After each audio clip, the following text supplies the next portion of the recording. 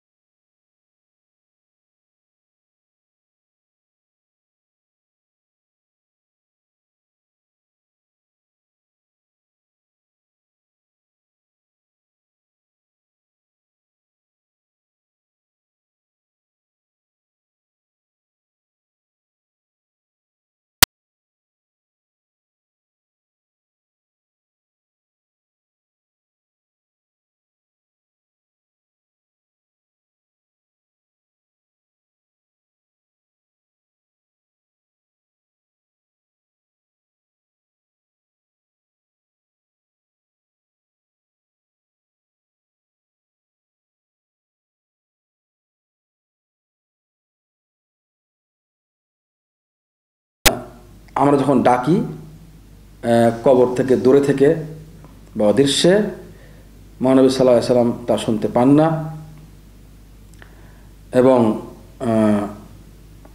বরঞ্চ আমাদের যে সালাম মহানবী সাল্লাল্লাহু আলাইহি সাল্লামের উদ্দেশ্যে আমরা সালাম এবং দরুদ এবং সালাম পাঠাচ্ছি, এর জন্য ভ্রাম্যমান ফেরেশতা আসেন যারা পৃথিবীর বিভিন্ন জায়গায় ভ্রমণ করেন এবং মহানবী সাল্লাল্লাহু আলাইহি সাল্লামের কাছে বা নিকটে কেউ দরুদ এবং সালাম পাঠালে সেটা মহানবী সাল্লাল্লাহু আলাইহি সাল্লামের কবরের কাছে গিয়ে তিনি পৌঁছিয়ে দেন।